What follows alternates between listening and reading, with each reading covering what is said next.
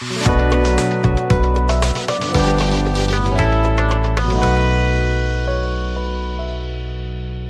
students, যোৱাটো ভিডিঅ'ত আমি অনুশীলনী 3.2 ৰ 1 ৰ 4 লৈকে কৰিলো। আজি আমি 5 ৰ পৰা কৰিম। গতিকে 1 ৰ 5 টো কি দি থোৱা আছে?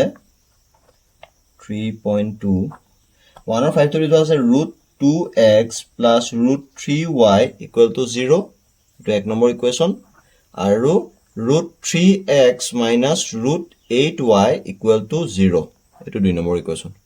গতিকে আমি এটো যিকোনো এটা সমীকৰণৰ পৰা x ৰ মান বা y ৰ মান যিকোনো এটা উলিয়াম। x ৰ মানে উলিয়ালো এক নম্বৰ সমীকৰণৰ পৰা √2x = এটো ফলা গুচি গ'ল -√3y।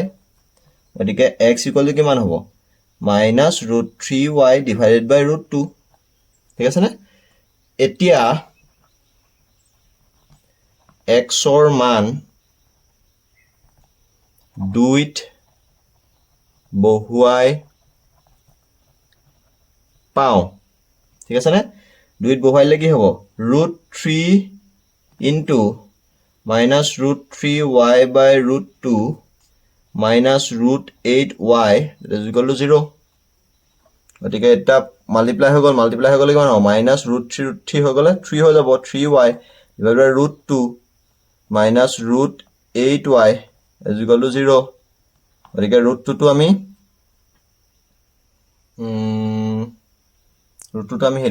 √8y মানে কি? √8y টো √8 মানে = √2 * 4 হয়নে? √4 ৰ পৰা এই 2 এটা বাহিৰলৈ আহিব, 2√2 হয়। √8 মানে 2√2। গতিকে আমি এটা লসাগু ললো √2, ঠিক আছে নে? -3y -√2 * 2√2y হয়নে? মানে আমি √8y টো 2√2y লিখিলো = 0।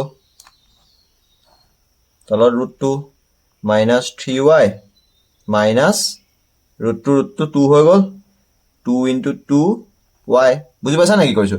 2 টো সিঙ্গল 2 টো 2 লিখিলো, √2 মাল্টিপ্লাই হৈ 2 হৈ গ'ল, 2 * 2 হৈ গ'ল = 0।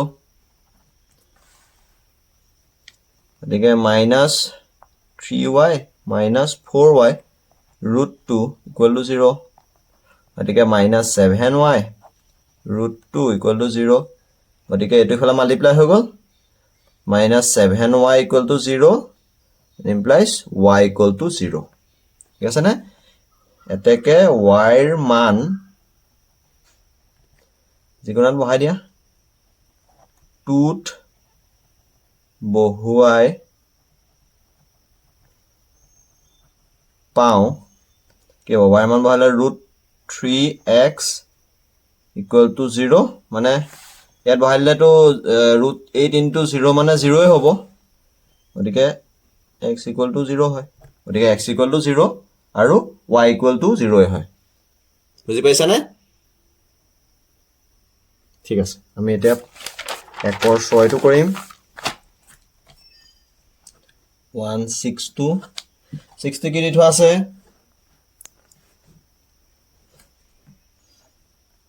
3x/2 -5y/3 = -2। এটা লগতে আমি কৰি যাম, সলভ কৰি লম। 2 × 6 6, 2 × 6 3 × 9 9x - 3 × 6 2 5 × 10। এইটো বুজি পাইছা ন? লসাগু লৈ পেলাই আমি মানে ফ্ৰেকশনৰ আমি হেৰি কৰিছো, প্লাস মাইনাস কৰিছো। কেনেকৈ কৰে মনত আছে নহয়? প্ৰথম লসাগু লম, তাৰ পিছত হৰণ কৰিম, পূৰণ কৰিম, হৰণ কৰিম, পূৰণ কৰিম। বুজি নাপালে ক'বা, -2। গতিকে 6 টো এফালে পঠাই দিলো, 9x - 10y = -12। এইটো হৈ যাব 1 নম্বৰ। ঠিক আছে নে? আৰু এইটো দি থোৱা আছিলে x/3 + y/2 আৰু x/3 + y/2 = 13/6। গতিকে আকৌ লসাগু ওলালে 6 3 × 6 2x + 2 3 × 6 3y = 13/6। 6 টো ইফালে পূৰণ হৈ গ'ল, 2x + 3y = 13/6 × 6। এইটো এটা 6 6 গুচি গ'ল, কাৰ্টুন গুচি গ'ল। গতিকে 13 থাকিলে। গতিকে 2x + 3y ইকুৱেল টু 13 এইটো হৈ গ'ল 2 নম্বৰ বুজি পালানে এতিয়া কি কৰিম এটা যিকোনো এটা ধৰছো 2 নম্বৰ পাই লম 2x equal to 13 minus 3y x equal to 13 minus 3y by 2 এতিয়া x or মান একত বহুৱাই পাওঁ কি পাম 9 into 13 minus 3y by 2 minus 10y is equal to minus 12 গতিকে 9 এদি মাল্টিপ্লাই হ'ব গোটেইটোক গতিকে তলত থাকিব 2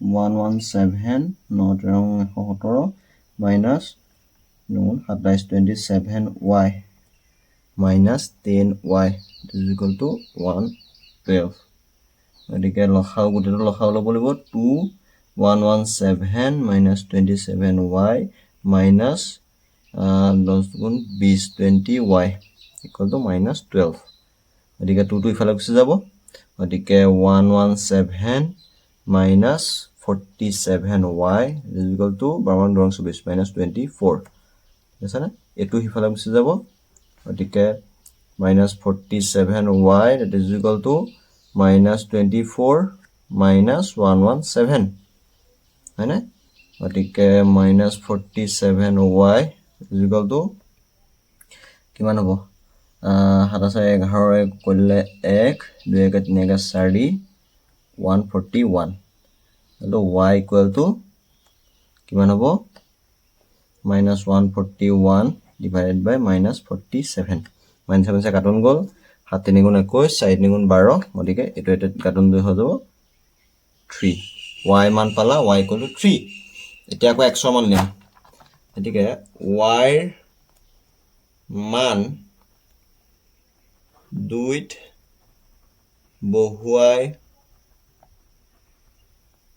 পাওঁ 2 নম্বৰ ইকুৱেশ্যনটো কি আছিল 2x plus 3y equal to 13 গতিকে 2x plus 3 into y 3 equal to 13 2x equal to 2 গুণ 4 13 minus 3 3 গুণ 9 গতিকে x equal to 4 by 2 এটা কাটন গল গতিকে 2 x ৰ মান পালা 2 আৰু y ৰ মান পালা কেন পালা 3 বুজি পালানে এনেকুৱা ধৰণৰ কৰিব পাৰিবানে প্ৰতিস্থাপন পদ্ধতিৰে মই অনুশীলনীটোৰ শেষলে বাৰু কিছুমান নিজৰ ফালৰ পৰা প্ৰবলেম দিম এখিনি তোমালোকে কৰিবা গতিকে প্ৰথম আমি অনুশীলনটো শেষ কৰি লওঁ গতিকে এখিনটো কৰিব পাৰিবা ঠিক আছে নে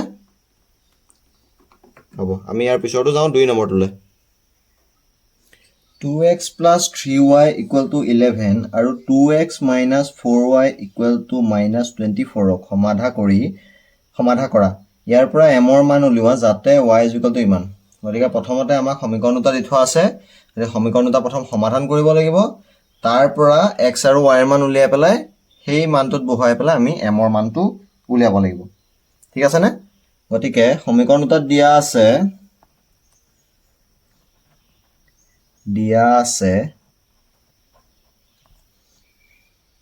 2x plus 3y equal to 11 এটো 1 নম্বৰ দিও আৰু 2x minus 4y equal to minus 24 2 number দিও এটা যিকোনো এটাৰ পৰা 1 number implies 2x equal to 11 minus 3y হয়নে implies x equal to 11 minus 3y by 2 গতিকে x ৰ মান 2 বহুৱাই পাওঁ 2 into 11 minus 3y by 2 minus 4y is equal to minus 24 দুই কাটন গল গতিকে 11 minus 3y minus 4y is equal to minus 24 গতিকে এটা গুছি গলে 11 টো হিফালে গুছি যাব minus 3y minus 4y minus 7y equal to minus 24 minus 11 ঠিক আছে minus 7y equal to minus 35 গতিকে y ক'লে কিমান হ'ব মাইনাছ 35 বাই মাইনাছ 7 হ'লে 7 5 গুণ 35 মাইনাছ মাইনাছ গুচি গ'ল y = 5 এতেকে y ৰ মান 1ত বহুৱাই পাওঁ কিমান পাম 2x plus 3 into 5 3 into দুবাৰ লিখিলো 3 into 5 equal to 11 গতিকে 2x equal to 11 minus 5 3 গুণ 15 হয়নে 5 3 গুণ 15 15 হয়নে গতিকে 2x equal to minus 4 x equal to minus 4 by 2 minus 2 x ৰ মান পালো minus 2 আৰু y ৰ মান পালো 5 ঠিক আছে নে এতিয়া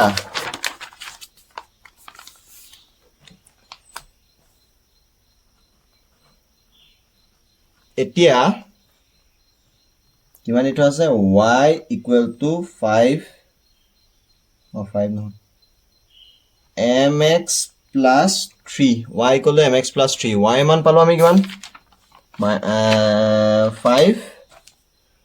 5 equal to minus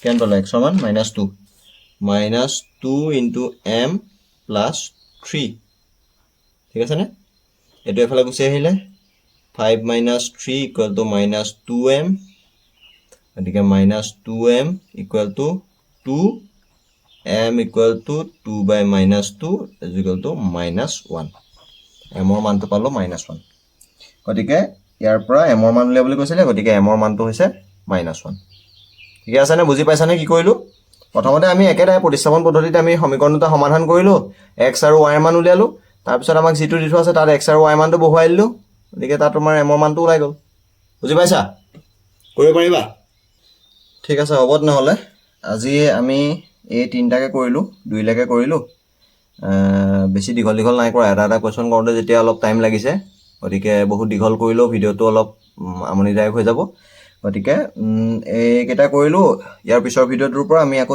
3 ৰ পৰা ষ্টাৰ্ট কৰিম 3 টো হে একেটা আখৰে ল্যাঙ্গুৱেজত দি দিছে আমি সমীকৰণ বনাব লাগিব তাৰ পিছত সমাধান কৰিব লাগিব ঠিক আছে নে হ'ব ইয়ালৈকে যদি কিবা বুজি পোৱা নাই জনাবা আৰু এই ভিডিওখিনি মই একেলগে এটা প্লেলিষ্ট বনাই দি থোৱা আছে গতিকে প্লেলিষ্টত চাই গলে সিৰিয়ালি একদম ফাৰ্ষ্ট পৰা লাষ্টলৈকে গোটেইখিনি ওলাই যাব গতিকে সেই প্লেলিষ্টত গৈ পেলাই তোমালোকে চাবা তেতিয়া কোনো এটা ভিডিও মিছ নহয় নহলে কোনোবা এটা মিক্স হৈ যাব পাৰে গতিকে হ'ব আজিলে বাই বাই